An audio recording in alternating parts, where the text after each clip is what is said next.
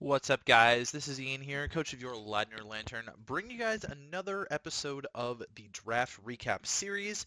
Today, we are going to be covering the draft for the Detroit Teravolts, coached by my good buddy Nacho. This is his NCL Season 2 draft, or the Nimbasa City League. Nacho does upload, so keep an eye out in the description below for his channel. I'll probably say that at the end as well because I forgot I said it here, but his channel will be linked down below.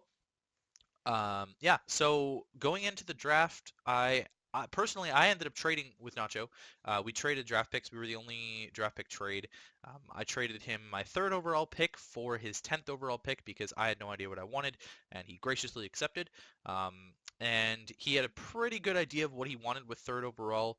He did some scouting out, figuring out what the two picks above him were kind of looking at to see if he was going to get what he wanted, and he did. I know he's told me that he's used this in the past, and I know I have a ton of experience using this mon, and that is Celesteela. So Celesteela is a very versatile Pokemon, extremely bulky. It's got really good natural bulk, obviously, with the base 97 HP, over base 100 defenses.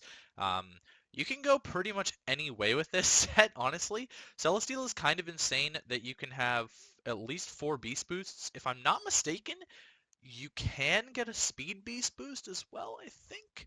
I could be wrong on that. I'm like 90% sure that I tested it once, and you can get all 5 different Beast Boosts with Celesteela. It's an insane typing as well. Steel Flying is just ridiculous. It's only weak to Electric and Fire, neither of which it doesn't appreciate necessarily because of just how good its natural bulk is. In my opinion, Celesteela is the best Mon in League format, and I was super happy when it fell to me at 8th last season, but falling to Nacho at 3rd, I think is sort of a more realistic possibility for the Mon. It's a Beast Boost user, so that's kind of cool. He's got, one Ultra Beast off already. Especially with Celesteela, it can be used in a ton of different ways with the Beast Boost, like I said before. You can run a physically offensive set, you can run a physically defensive set, specially offensive set, specially defensive set, obviously.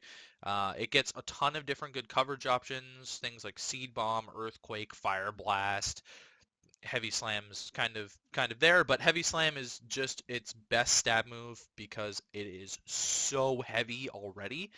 It's unfortunate that Autotomize sort of lightens it a little bit, but it doesn't take off that much weight. I want to say it's only like 100 kilograms, and that's like 1% of Celesteela's weight or something like that. You can correct me down in the comments below if you feel like it. Yeah, Celesteela, it starts off his Fairy Dragon Steel Core. I think it's a really solid pick for him. Um, he was third pick, so he did have to wait for a really long time for the picks to come back to him. And he ended up grabbing his first Stealth Rocker and another part of his Fairy Dragon Steel Core. He ends up grabbing Garchomp. Pretty good ground type. It's a good soaker for the electric attacks that Celesteela doesn't appreciate, and it also resists the fire attacks that Celesteela doesn't appreciate. I think that's some pretty good synergy there. Unfortunately, Celesteela takes ice attacks neutrally, so Garchomp's 4 times weakness to ice, he's going to have to patch up a little bit later, potentially with like a bulky water type. I know Nacho's a big fan of bulky waters.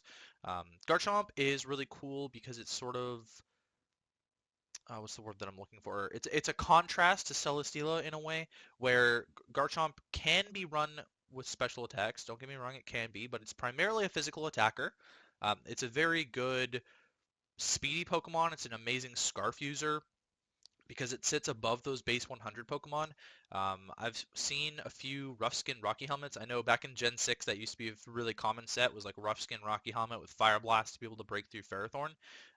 That's laddering and that's not draft play, but anything's in play in draft. I know personally I've run an Assault Vested Garchomp with like Draco Meteor, Fire Blast, and then Dragon Claw Earthquake or something like that, just a mixed AV set, which I thought actually worked out really well in that scenario. Decently bulky. Again, it's a rock setter for him, which is really good. So now he's got hazards as well as a dragon type to complement his steel type. So what's left is a fairy type for his next pick, and he ends up going with Mega Diancie. I know his initial plan was going to be Celesteela, Mega Gardevoir, and Latios, I think, but Latios was gone at this point, and because of that, and the speed differences and stuff, I believe Nacho decided to go with Mega Diancie instead. Magic Bounce is ridiculous. It's a broken a broken ability in my opinion, and Mega DNC is a much better user of it than something like Absol, which dies to a lot of the hazard setters. DNC can actually switch in on hazards relatively frequently. DNC is a huge offensive threat, not the best defensive threat. You can see it's got really high base defense and special defense, but base 50 HP doesn't back those up super well. It's a really good speed tier for his team, sitting above the Garchomp. It's another rock setter for him. It's a ground weakness, but he does have the ground weakness covered right now with Celesteela. It's a steel weakness, which again he has covered with Celesteela. I'm liking the synergy of his Fairy Dragon Steel so far. Again, two rock setters. Mega Diancie is a really fast Pokemon to contrast with Celesteela, for example. And because there is no first turn Mega in this league, you're not forced to. Regular Diancie is actually pretty bulky, and so he can stay in regular Diancie form with clear body, or he can choose to go and Magic Bounce and change his speed quite significantly. Um, Still not an ice resist for the Garchomp, but it's there. It exists. Um, but his next Pokemon that he managed to pick up is an Ice Resist. I believe I sniped him in this round, and this is the round where all the bulky waters were going, so Nacho ended up going with Toxapex. Now, this thing is absolutely disgusting. I think paired with Celesteela, it's a decent combo. It can resist the fire attacks for Celesteela. Celesteela takes the ground attacks and the psychic attacks for Toxapex. Um, the only thing that doesn't synergize well with them is electric. Both of them are very weak to electric still. Toxapex, it's kind of in the same boat as Mega Diancie, although it doesn't have the offense to back it up. It's typically run basically defensively. It's a very passive Pokemon in draft format. I know it's kind of threatening because it's a Toxic Spike user, which is an improvement over just the Stealth Rocks that he has going on so far. Toxic Spikes seem to be the thing these days. It's also a grounded poison type to soak up enemy Toxic Spikes, which is really good for him. Again, very bulky. You can see 152 defense, 142 special defense, but only a base 50 HP to back that up doesn't make it that great. What does make it good is Regenerator, so it can switch in, soak a hit, switch out when something else threatens it. It's got reliable recovery, so that's something you always look for in a bulky water is recovery that it can use. Getting recover is really good. It's got its unique move Baneful Bunker as well, poisoning things potentially for a Merciless set. It's kind of a neat thing with like T-Spikes, Venoshock, and Baneful Bunker kind of thing going on. Limber is never ever going to be useful on Toxapex. It really doesn't matter if it gets paralyzed because it's so damn slow already. Um, yeah, I think this sort of complements his team pretty well. I'm sketched out by the electric still. I feel like he needs something else to take electric hits, which we'll see that he picks up later, but I don't think Garchomp is enough because any electric type can just slap an HP Ice on there and not be countered anymore, especially something faster than Garchomp naturally. It forces Garchomp to run a Scarf to sort of take it out. But round 5, Nacho decided to dip into his free points even further. Garchomp is obviously his first free pick, and he ends up taking one of the best fighting types in Tier 2 in Buzzwole. Grabbing his second Ultra Beast as well, so that's pretty notable that he's got two Beast Boost users. Buzzwole can only get two different Beast Boosts, I believe. I don't think you can Speed Boost with Buzzwole, so it can either boost attack or defense, both of which are pretty useful. Buzzwole's got it's a very good physical tank. Um, very, very, very good physical tank, I should say. 139 defense backed up by 107 HP is amazing. It's a decent Scarf user. It fits in a speed tier that's in between Celesteela and Garchomp right now. I'd love to see something in the base 90s coming up. That would be pretty cool to see. 139 base attack is just insane. Bug and Fighting is a really good duo of offensive types. We've seen it in Heracross before, and Buzzwole is just a tiny bit slower, but it's a little bit bulkier. The problem with Buzzwole is that it really falls apart on the special side, sort of like Kartana, a lot like Kartana, except Kartana doesn't have the HP to back it up and it instead trades it for speed. Buzzwole's 4 times weakness to flying, it has been patched up so far in his team. He's got a flying resist in DNC and a flying resist in Celesteela so far. So he's got some good switch-ins. And at this point, you're either teching on like HP Steel, HP Flying, or HP Ice. So I'm kind of a fan of drafting multiple 4 times weaknesses just so that you sort of force people to pick a certain hidden power. I really like the Buzzwole pick on his team. I think it fits really well. I'm excited to see how he uses it this season. Round 6, he actually ends up picking up one of the base 90 mons and a mon that I personally used on my team last season. A really good utility mon in Uxie. It's another levitator, so it's another ground immunity for the... Sorry, it is a levitator, like Celesteela with a flying type, but it's another ground immunity for the DNC and the Tox specs. I definitely forgot to mention this, but Buzzwole is a really good ground soaker. It's an amazing 1,000 arrow switch in for things like Zygarde 50%. And it's just a really good earthquake switch in as well. Bug is one of the only 2 types that resist ground. I think it's bug and grass. And because of Buzzwole's massive defense, it just tanks ground attacks for days. Uxie is a very balanced, bulky Pokemon. You don't necessarily see it run offensively that much. And honestly, this spread looks a lot like Cresselia's stat spread. It gains a little bit of speed in favor of losing some HP, I think, based on Cresselia, but it's very similar to Cresselia's spread. It's a really, really solid utility Pokemon. It gets a lot of good coverage options. It's another Stealth Rock setter for him. It's his first U-turner, so he's finally got some momentum on this team now. I know that's something that I look for is momentum when I'm drafting because, that's sort of just how I draft if anyone knows me, that then you know that U-turn's my favorite move. Um, yeah, Uxie, very good utility Pokemon, things like Thunder Ray, things like Foul Play. It's also reasonably offensive. Base 95 speed puts it in a really good speed tier as well so that it can actually be a decent Scarfer. Um, it's good at stalling things out despite the fact that it doesn't have any good recovery. Um, I want to say that it's a Cleric, just like Mega Diancie. I think they both get Heal Bell, if I'm not mistaken. I could be entirely mistaken on Uxie getting that. I think Mesprit does. Um, yeah, that's Uxie, and then he came around and he wanted to get another ground resist as well as an electric sponge, another electric sponge, which he needed, in Serena. So Serena is really cool, nice removal option for him. He didn't have any removal prior to this, which could have been pretty bad. It's a good way to stop priority, especially for things like Garchomp that get blown back by a move like Ice Shard. Having Queenly Majesty there is really solid. It's a good physical attacker to go with Garchomp and Buzzwole, so he's got some really good physical threats right now. It's another U-turner. It's a neat speed tier for his team. Falls a little bit between Buzzwole and Celesteela, which is really good.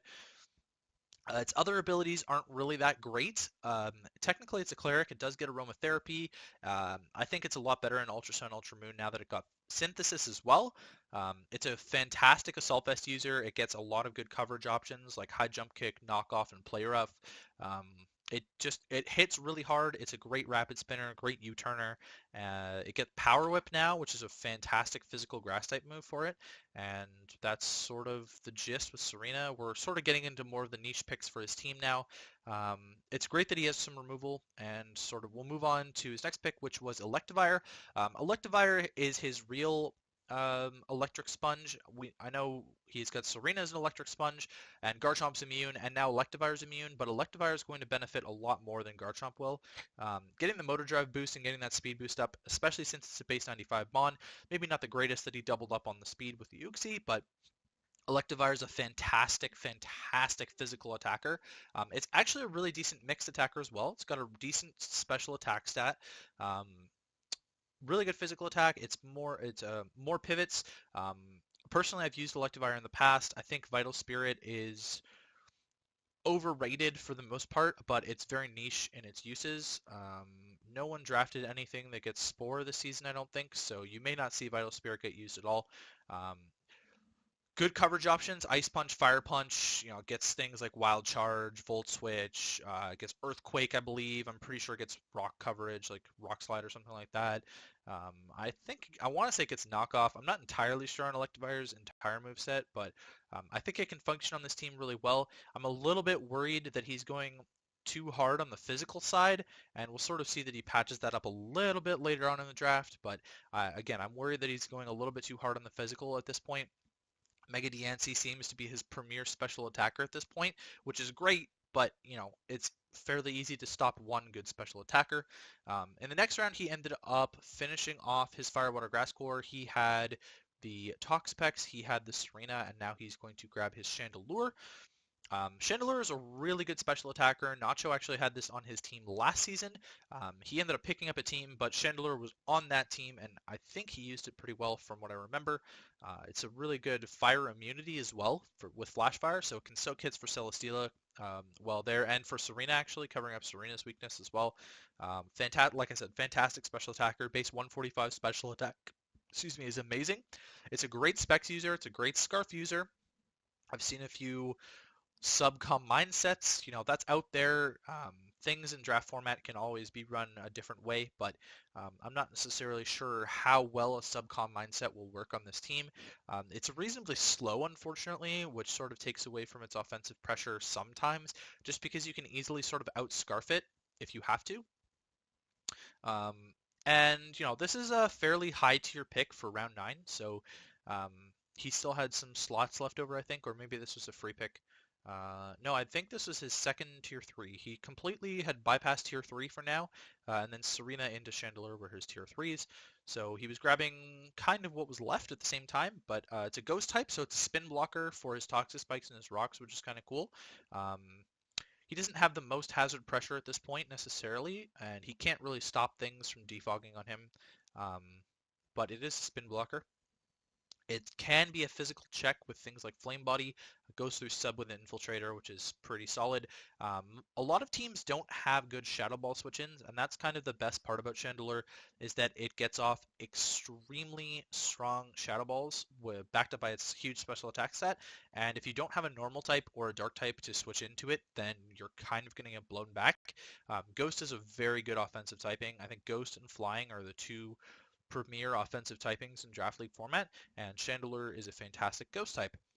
Heading into round 10, Nacho wanted to grab another electric immunity for himself. He was grabbing a tier 5, and in my opinion, this is one of the best tier 5s. He's also grabbing himself a new type, I believe, that he didn't have before. Yep, in Ice, and he grabs himself Pillow-Swine. So another Stealth Rock user. Thick Fat makes this thing pretty decent. With Thick Fat, its only weaknesses are Steel, Grass, Water, I want to say. I'm fairly confident in that assumption because fire is reduced by the thick fat to mean neutral. I'm not entirely sure.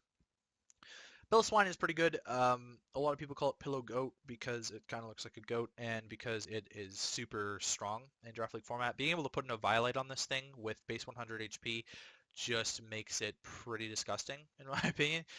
Pillow Swine is really hard to break. It's an Ice Shard user.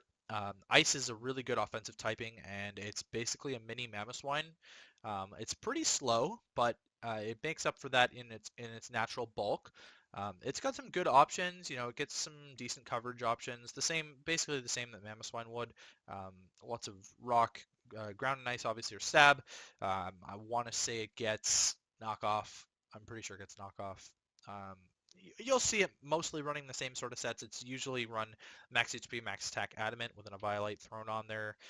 With Thick Fat, you'll see the same 4 moves normally, like Ice Shard, Icicle Crash, Earthquake, and Stealth Rocks. That's pretty typical of a Pillow-Swine set.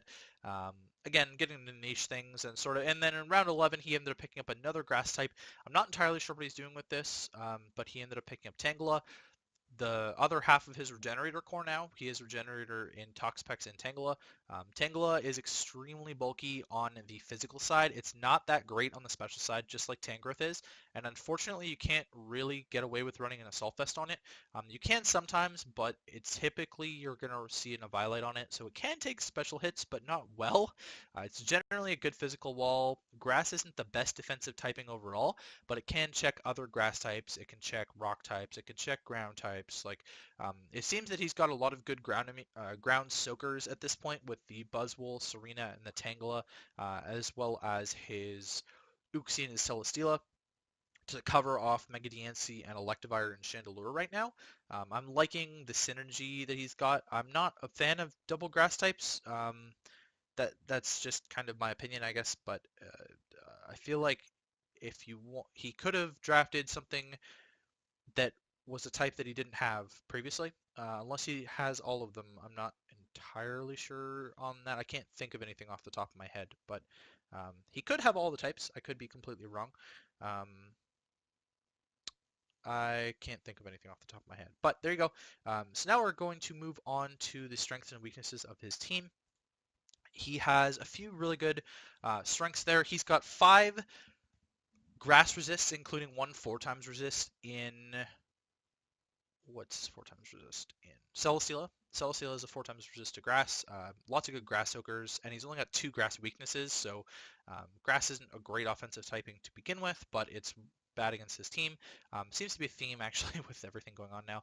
He has 5 electric resists, including 2 immunities to only 2 electric weaknesses. That really covers Celesteela well. I'm a big fan of that. And he's got 5 poison resists, including 1 immunity in Celesteela, which I think is really good. He has only got 2 poison weaknesses in Serena and Tangela, anyways. Um, so I think he's covered off poison really well. Not that poison was super effective against his team in the first place, but he's covered himself off to poison. It's also not the most commonly used type, so you'll notice that grass, electric, and poison aren't really the most common types, and he's kind of got some weaknesses to very common types. Ground is a very common coverage on a lot of things, as well as ice. Ground, he has 4 weaknesses to. He's also got 4 resists, including an immunity. Don't get me wrong, but having 4 weaknesses is kind of a big deal. And then ice, he has a 4 times weakness to ice and 2 times weaknesses to ice, and he's only got 2 ice resists. I'm not necessarily a fan of that. He doesn't have a normal type. So he has 2 ghost weaknesses and no resist to ghosts. I'm not a big fan of that. Is there anything else that's notable? I don't think there's anything else that's notable necessarily. Those kind of seem to be the big ones for his team. Yeah, that's kind of what it's narrowed down to. So, there's quite a few things that can happen throughout the season. Maybe he'll make some drops to sort of fix those weaknesses a little bit. In my opinion, that's kind of a big thing. He does have a lot of resistances. He has 56 total resistances. But I'm seeing quite a few common weaknesses, especially with doubling up on 2 pure grass types. I'm still kind of confused by that. So now let's check out his hazard game, and we'll see here. He's got a lot of setters and 1 remover. His team's not necessarily weak to hazards, but at the same time, when you're setting up stealth rocks and you're switching around a lot, like I think his team is going to have to, with Toxpex switching into soak hits, Serena switching into soak hits, Buzzwole switching into soak hits, taking the stealth rocks damage is not great. He does have setting options. He's got Garchomp with stealth rocks, Mega Diancie with stealth rocks, Toxpex with T-Spikes, Uxie with stealth rocks, and Piloswine with stealth rocks, so he's set on setting, but Serena with Rapid Spin is his only removal option. I would love to see him look into picking up more removal, maybe just getting rid of Serena entirely or getting rid of Tangela entirely. I don't know if there's any other regenerator mon that he could take that is removal option. The only one I can think of is like Audino, and that doesn't get removal. So maybe getting rid of Serena is the play, and then getting rid of something else for more removal is the play. I'm not entirely sure kind of what he wants to go with there, but I could see his team definitely needing more removal because right now he's looking weak-ish to rock. In terms of his resistances, he has 1 rock resist, and that is Buzzwole. No, it's not. That takes it neutrally. Garchomp is his rock resist right now, and he's got 1 rock weakness in Chandelure. So he's not, over the top with it, but that means a lot of things are taking Stealth Rocks neutrally, which I don't think is going to work out super well for him. So now let's just take a look at the overall picture and look at his team real quick here. Just a sort of a summary slide and talk about his team. He's got a very threatening Fairy Dragon Steel Core. It's extremely bulky on the steel side, very offensive on the dragon and fairy side. I think they synergize super well together. His fire water grass isn't the most impressive. I think Serena and Toxpex synergize really well together, and Chandelure is kind of just there. I'm a big fan of his pivot options. Although he does only have 3, I'd love to see a little bit more. Uxie is a ton of really good utility. I think Buzzwole is a massive threat on this team. Piloswine's kind of sleeper pick for him there. And again, I'm not thrilled by the Serena plus Tangela. Overall, I think it's a pretty scary team to prep for overall. Electivire can be a really good soaker for the Celesteela. I think that's a super good combo that I hadn't thought of before, and I'm glad that Nacho's sort of bringing it to the table. And that's it for Nacho's draft breakdown. So feel free to continue checking out our NCL content on the YouTube channel. Nacho's channel will be linked down in the description, of course, as well as my own. And I'd love to wish you guys a very good day. Thank you guys so much for watching, and keep supporting NCL.